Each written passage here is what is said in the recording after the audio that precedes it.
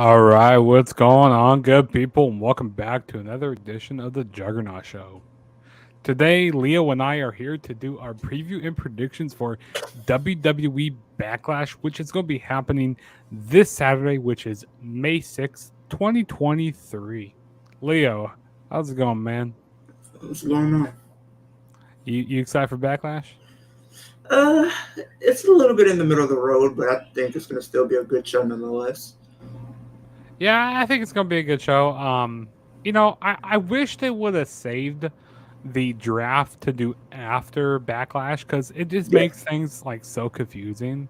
Like especially very, like with the women's like title matches and stuff. It's like absolutely. I just don't understand. And like they could have made the draft really good, but the draft was kind of a letdown to me in my opinion. Like Yeah, I mean, it's just kind of boring with them going out there, like they don't have anything exciting. Yes, I understand they want to make it like the NFL. They want to make it like a real sport, but it's a scripted sport. You know what I mean? Like this is wrestling isn't real, yeah, and they could do so much different things with the script to make it seem more entertaining. Which I don't understand why they don't do that. exactly. Because I was thinking they was going. I think what really could have helped if they actually made it feel like the way they used to do back in the days when they had the GMs. You Hmm. actually had GMs for the shows. I think that probably would have added another element of intrigue for the draft overall. Or I like when they used to have like a Raw superstar face a SmackDown superstar, and Exactly, and whichever wrestler won will get the draft pick. yeah. It just kind of seems boring with them going out there and them saying, raining off the card, and then They like, haven't done that in a while though. Like I think the last time we got like a match like you just said was 2019, but that match ended in a no DQ. yeah, and then also, with them they were saying, oh, teams could be breaking up, but we didn't see any teams get broken up in the No, draft. they pretty much just botched that. Yeah, I don't know. I was just the draft was kind of a letdown to me. But let's quit wasting time. Let's go ahead and get started with these predictions. So the first match that we're going to be talking about. So this is a really random match here. There's really little to no build to this match. I There mean, is no build. they had one segment with each other. Um, I bet Vince was backstage going, like, I want to see this match. This This is a match match I screams want. Vince McMahon. There is no way on God's And, green earth that oh my somebody please tell me right now. Give me a reason that's a good reason why Omos should be on Backlash and facing Seth Rollins. yeah, Somebody, anybody. I can't think of any good reason. But There yeah, is no. I bet I bet Vince McMahon was backstage like I want to see this match. I bet Triple H was like I don't care. I don't give a fuck. We can have this match. We can put this match on here. Um, but you know what? Now that I'm looking at the match and stuff, I've never really seen a bad Seth Rollins match. I mean, the last This time might I be his seen first. the last time I seen that bad Seth Rollins match was probably when he faced the Fiend back in what was it 2019? I Yeah, mean, yeah, in but that that's Hell in a before Cell he match. became the Messiah and then what he is now. But I don't, I think that Omos, he knows what his limits are. And see, Omos is always in these big matches, but he never ends up winning. Which Yeah, I don't think that's he's the going to thing. end up. It's a waste of time. I don't think Omos is going to end up winning here. He's not winning. I mean, they could do so much potential with him, but he's just wasted talent sometimes. And then this past week on Monday Night Raw, it looks like they were setting up like a match between Seth Rollins and like Roman Reigns, which didn't make any sense at all because like these guys weren't even in the same segment this week on Monday Night Raw. Like No. they had one segment together and that's all, and zero to no build. But I'm saying Seth Rollins needs to win here because I feel like they're going to be given like if he's going to be contending for the world title, I feel like that's what they're going to be doing. He's going to be the person to win the world title at Night of Champions. He has to win here, so give me Seth Rollins to Yeah, win. he had to. What about you, Leo?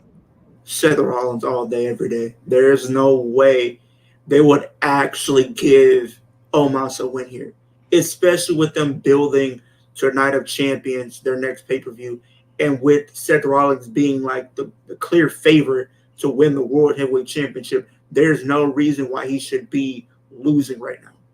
That's facts. Okay, so we'll move on to the next match, which we have is a triple threat match for the United States Championship. So we got Austin Theory, which he got drafted to SmackDown. And then we got he's defending the United States Championship against Bronson Reed, which got drafted to Raw. And then we got Bobby Lashley on SmackDown. Like I said, they should have waited till after Backlash to do the draft. Because I mean, this kind of gives the match like it kind of gives it the way because seeing Gunther go over to Monday Night Raw, I don't see Bronson Reed taking the title over Monday Night Nah, Raw. nope. But even though I would like to see Bronson Reed win, I mean that would be cool.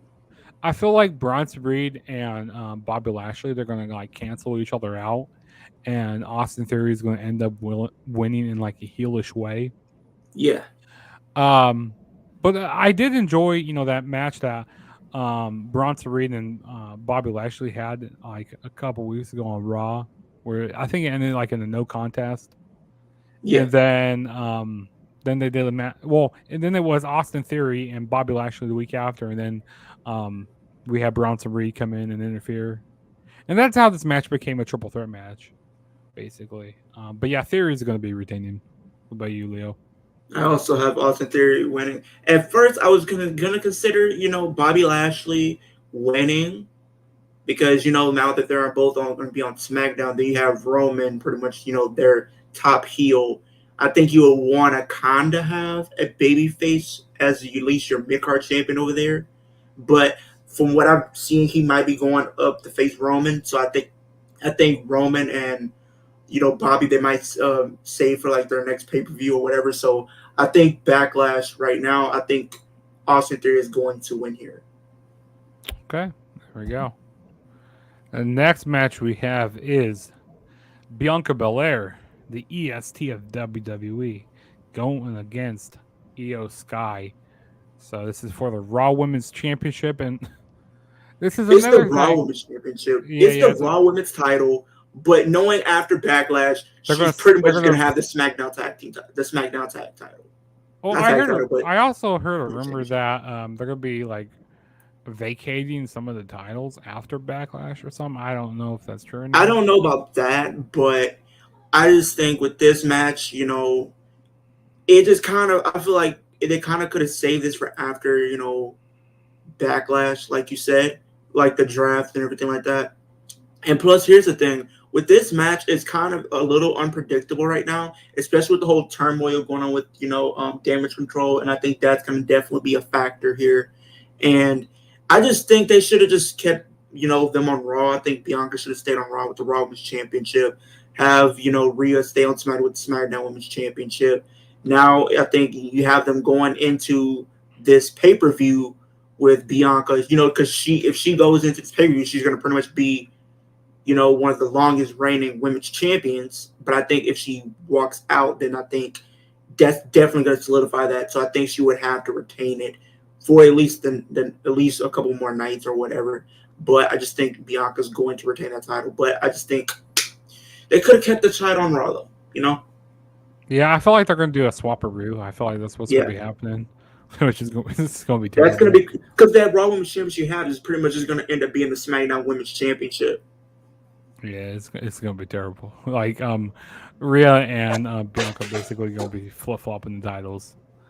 But yeah, I got Bianca Belair winning. Like it's hard to bet against Bianca Belair because especially on the work she's on. She's basically became the new John Cena of the women's division because it's just she's LOL Becky LOL Bianca Belair wins again. It's like she got that 5 moves to do. I mean, no, she doesn't have 5 moves to do. No, but, she's more than that. But yeah, it seems like she doesn't lose like any matches because back when she had that feud with Bayley, I got you know what? I think Bayley could win here, but no, it's hard to bet against. It's hard to bet against Bianca Belair. So yeah, I'm not going to bet against her. So I got Bianca Belair retaining the Raw Women's Championship here.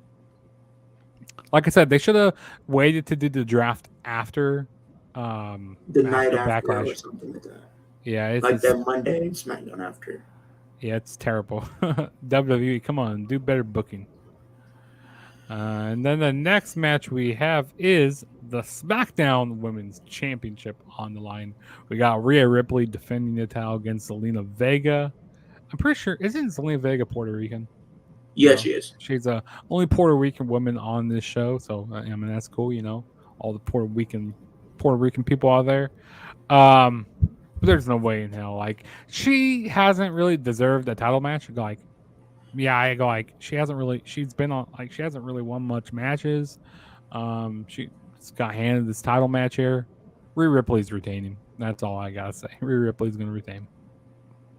Same, same here. I think it might be a good match nonetheless, because it could be like it can be like a David versus Goliath type of story, because that's probably gonna be something that they're probably gonna try to tell. But at the end of the day, I do think Rhea Ripley is going to retain that championship. Mm-hmm. Most definitely. And then the next match we have is the 6-man tag team match. We got Matt Riddle and Kevin Owens and Sami Zayn going up against the Bloodline, the Usos, and Solo Sikoa. This match can go. Well, I mean, it can only go two ways, but I could see some different scenarios playing out here. So I could see, the Usos, and I could see the Bloodline winning here.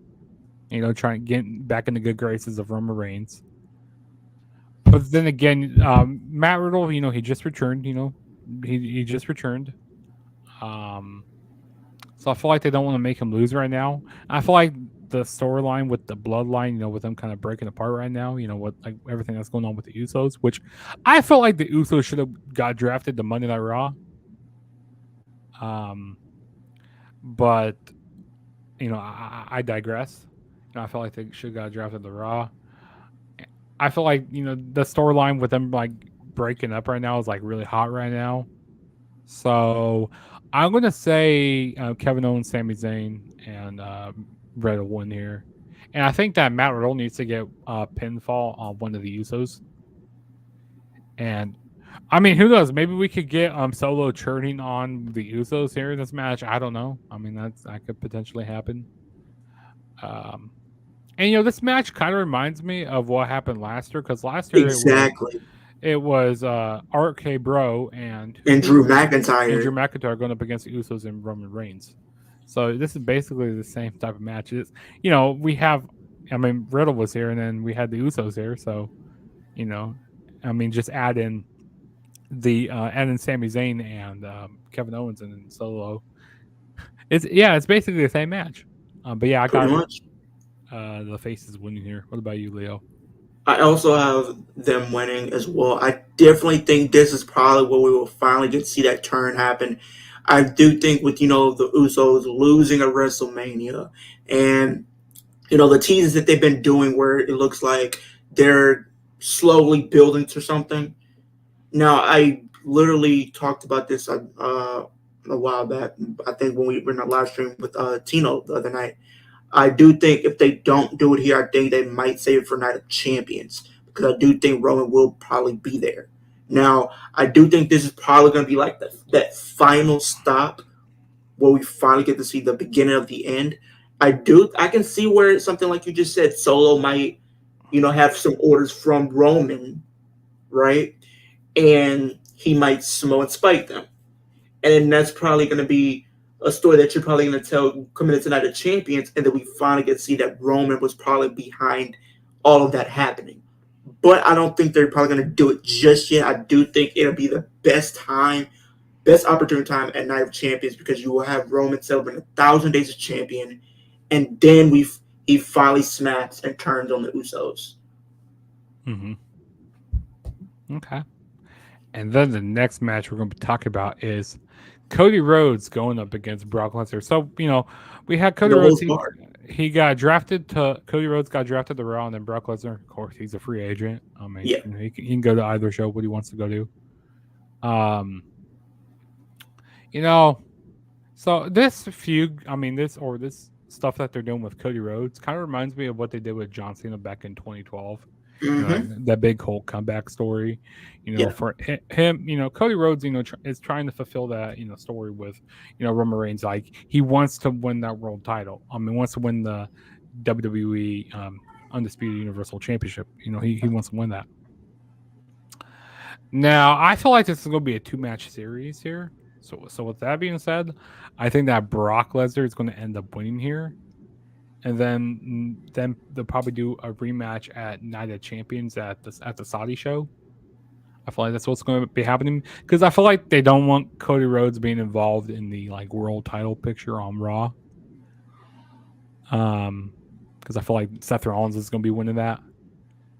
And because I feel like maybe at Money in the Bank, they maybe might be giving the briefcase to Cody Rhodes.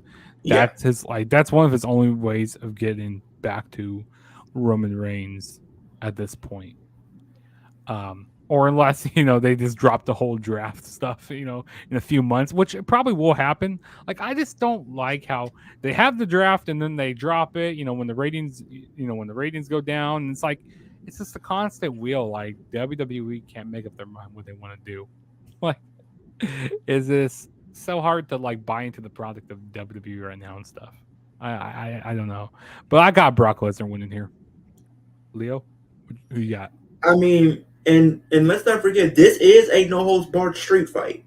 So that they do have now. We could see Cody win here, and I think if you were telling the story of, like you said, John Cena in 2012, he lost to The Rock, and then he had to go to Brock Lesnar. He beat Brock Lesnar, and he was on a redemption story from there. He won Money in the Bank, but he failed to cash in.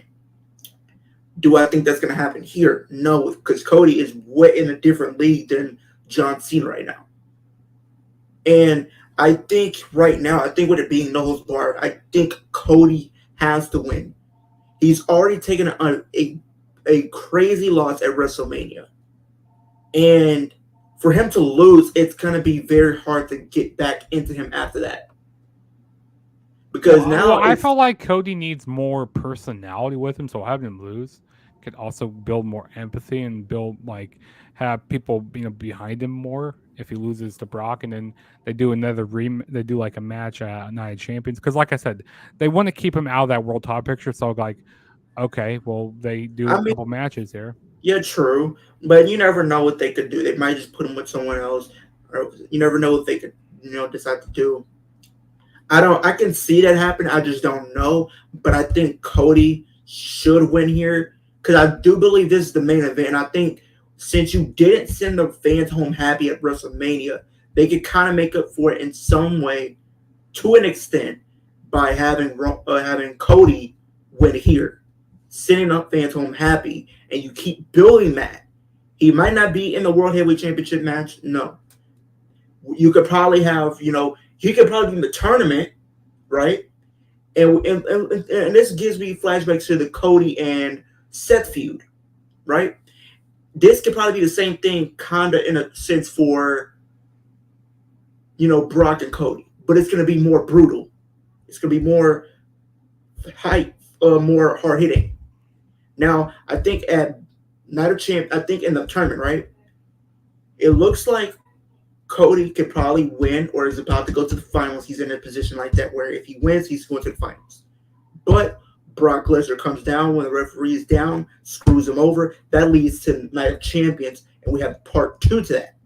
He wins again. He goes 2-0 on Brock Lesnar, and then goes to Money in the Bank and wins Money in the Bank and switch brands through that because he cashes in at SummerSlam. He doesn't do a heel like attack on Roman when he's had a match already. He's the type of guy that's going to win that Money in the Bank and go face to face with him one-on-one. He's going to let him know, I want you at SummerSlam. We're going to do this. So I think that's pretty much the story that you could probably tell with Cody from Backlash to Money in the Bank, and then have eventually him win and then cash in at SummerSlam and become champion there. You'll say that. Okay. That's interesting. I like your point there. We'll gotta see what happens though. Okay, so now we're gonna move on to the main event, which because I've been hearing rumors about this being the main event, which I wouldn't mind if this ends up being the main event. So we got Bad Bunny going up against Damian Priest. These guys are both Puerto Rican and stuff, which I love that promo. that Damian Priest cut on Monday night. Like he doing his doing his promo in Spanish. Like I felt like he seemed like really comfortable in that element and stuff. So we got this Puerto Rican street fight. Is that what they're calling it? I believe that's what they're calling it. The fans are going to be split like 50-50 here in this match. This match is going to be Yeah, crazy. We're going to have a lot of interference in this match, from the LWO, from the Judgment Day. It's going to be a crazy match. Which I have Bad Bunny end up winning in here. Yeah, I have Bad Bunny end up winning. I feel like that, like with the LWO getting involved, I feel like will help keep Damian Priest like looking strong. Like, Bad Bunny didn't do it on his own, like so it won't make Damian Priest look weak. So yeah, give me Bad Bunny to end up winning here. Leo, I'm split 50-50 with this one because I can see a situation where, the Judgment Day, pays dividend here and gets that upset victory over, Bad Bunny. I could see that happening. But you do know, we have to realize that if, the Judgment Day are making their presence felt, then you're going to have LWO come down and make the save as well. So it's definitely going to be one of those situations where both sides are going to get involved throughout this match, especially with it being no DQ. So I don't think either way. I think just because it's a street fight alone, whoever loses will probably be looking strong in defeat. And the way I feel like they've been trying to do, I think they've been definitely building Damian Priest as this new monster to an extent. And I've been seeing people make comparisons like he's like the Undertaker. He has that Undertaker energy, you know. And if that's really true and they really are doubling down on, because you remember like on Raw they pretty much said, the Judgment Day run Raw. If that's true, if they're really gonna double down on that, then they would have to have Damian Priest win here. But at the same time, Bad Bunny, he's going to be a star attraction. He's probably going to get more props than, Damian Priest will, even though it's going to be pretty much even sided, but there are going to be more people cheering for Bad Bunny because he's not there all the time. So I think it's a situation where, because pretty much every match that he's pretty much been a part of, he's won. So I don't see why they would want to stop that streak, So I mean, oh, I'm gonna go something different. I think Damian Priest is gonna win. yeah, this match can go either way. That's how I feel. Like, yeah, Bad Bunny's gonna win here. Um, yeah, so those were all the matches. Yeah, and I heard rumors about, like I said, I heard rumors about this from a lot of different sources as being the main event, which I wouldn't mind this being the main event. I'd rather have this as the main event than have Cody and Brock as the main event. Because Cody and I Brock feel like that, maybe like have like a 10-minute match. It doesn't need to I be a think long that one. match probably might even start the show. What's that? Cody and Brock? Yeah, I I can think see so. that I think that'd be a good way to start the show. because Brock. Like we had Seth and Cody start the. No, they main evented Backlash last year. Yeah, they did main event. No, Yeah, no, they didn't. Backlash question they didn't was it? because the Usos and Roman versus Oh the no, yeah, RK they, Bro they started they, they that main started the event. show. Yeah, they started the show. So I think they might have them start the show because you know how Brock is. He's pretty much where either he's starting the show or ending the show. Or ending the show. Yeah, that's true. So Yeah, so those were our preview and predictions for WWE Backlash. It's definitely gonna be an interesting show. Like I said, there's a lot of weird things going on, with what came after the draft. Yeah, I don't know. We'll see what direction they go with here. Um, and also I gotta mention a few things about that world title. Like I like that world title and the new world title, but at the same time, I have to look at it at certain angles to like it. Cause like I just hate that big W in the center of that title. I mean, okay, I understand where people are coming from with the W, but let's be honest, the W is not that big compared to how it was with the WWE championships that Roman is carrying. The WWE World Championship or the World Heavyweight Championship, whatever you want to call it, the W is much smaller. It's pretty much just like how the Intercontinental Championship is, or the it doesn't take away from the championship. It kind of complements it in a way. And also, there's a little too much going on in the title. Like this is like a whole bunch of throw up that just got thrown on the title. Like I love this old one behind me. This one's a lot better. I wish I would have, but like that's just nostalgia. So I It's mean, I mean yeah, but like what they're doing. I can see what they're trying to go for. They want to go for the World Heavyweight Championship. Pretty much the inspiration of the big gold, but kind of modernizing it. So I like it, but at the same time, I don't like it. I don't know. It's just gonna have to grow on me because, I like I said, mean, if I look at it certain ways, I like the title, but then let's be honest. I'm pretty sure people wouldn't complain about it to be too much because people for the majority would rather much prefer this World Heavyweight Championship that we have now over that Red Universal Championship that we got debuted at SummerSlam in 2016. that's true. You got a good point there, but still, I mean, Because people you trash that one. and also this new world championship kind of gets compared to the like IC title now and stuff. I definitely see the comparisons and stuff because, like, I don't know, it just seems like there's way too much that's going on in the title. That's all. But Leo, we could talk about this in another video also, because we can talk about so much. But Yeah. Leo, Phil, let everybody know where they could check you out. Yeah, my channel is Kickin It. I do wrestling content, horror content, gaming content pretty much every day of the week. On the road to 500 at 470 right now. We're 30 subscribers away from that milestone. I got more content on the way for you guys. I got some unboxings coming later in this week. I use stuff like that. I got another video to talk about that'll probably be dropping tomorrow. For the people that's in my Twitter group for the whole Dana Brooke thing, I know people want me to do a video about that and everything that's been going on with the draft. And they pretty much did like a whole news story about it, so I kind of want to cover that. So that video will be coming tomorrow. Yeah, most definitely. Definitely subscribe to this channel. And also, if that's your first time on my channel, hit that subscribe button. That really helped me out a lot. I am on the road to 600 subscribers. I'm on almost to 600, so let's get me there. Get me to that 600 mark. As well as go follow me on all my social media platforms. Go follow me on Instagram and Twitter at the True JSB. And don't forget to, rate this video, give it a like. More preferably a like. I mean, if you want to dislike it, you can dislike it, but more preferably a like button. Why would you want to dislike it? Why would you want to do exactly, that? Exactly. But more preferably a like. Also, don't forget to share the video. Share it with your mom, your dad, your uncle, your aunt, your sister, your brother, your dog, your girlfriend, your boyfriend, whichever one you have. Whichever one you got. Yeah, it doesn't matter.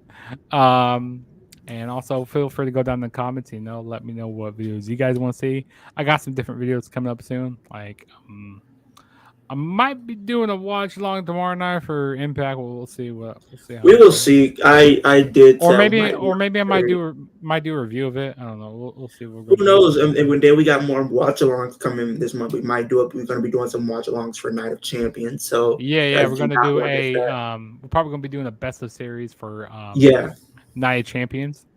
So stay tuned for that. And also, I got an unboxing coming next week.